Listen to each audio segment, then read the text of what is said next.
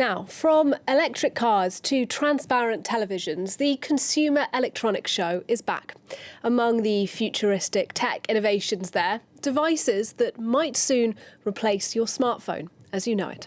To tell us more, Julia Seeger, our tech editor, is with me. And Julia, quite a thought then that the smartphones might be on their way out. Explain to us why experts think within 10 years we might not be using them anymore. Well, we've actually been hearing about this for several years. Experts have been predicting the end of the smartphone for quite a while, with manufacturers really trying to get rid of the screen interface in favor of voice command, similar to what we already know with Alexa and Google Home.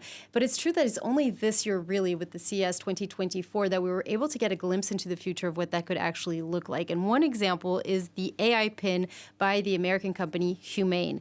It's a small, extremely compact device that you're about to see here on these pictures that you can actually clip onto your jacket. It's equipped and linked directly to artificial intelligence, specialized artificial intelligence that is in the iOS, in the cloud, and that's really going to be able to answer all of your demands, all of the commands, right, and perform pretty much all of the functions that you have in your traditional smartphone. So this time it doesn't have a screen. But it uses voice command indeed. And as you're going to see, you're also going to be able to use the palm of your hand that's set to become the interface itself. Let's take a look.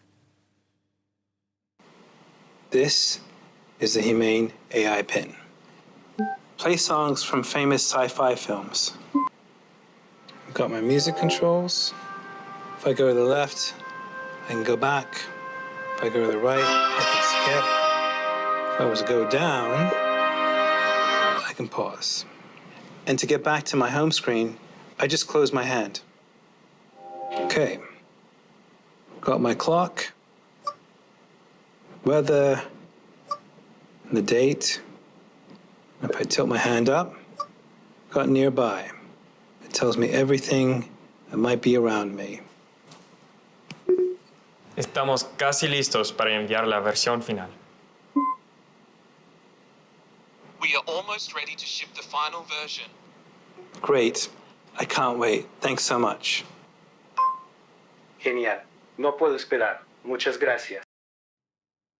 So, Nadia, what's really mind-boggling here is this projection that you can have on your hand. Of course, you're going to create this projection. You don't have to project it. You can also use voice command, but you can also interact with this projection on your hand. So that's actually what is really different. Now, there's another example of this, of a small device like this one. It's the R1 by Rabbit. And what's interesting is that both manufacturers are explaining that they're developing this to answer a request from the public, which is to reduce screen time, right? So, and what they're saying is that pretty much what's going to be happening is that we're going to decrease screen time because they're going to disappear, but we're going to be interacting with artificial intelligence, different types of artificial intelligence throughout the day that are going to answer all of our needs. Now, the only problem, of course, with this device is that it doesn't cater to entertainment requests, so no social media and no streaming services. And here, experts actually say that things are going to change and that you're more going to be, looking at all of that content at home through what we call extended reality headsets. So this is quite different from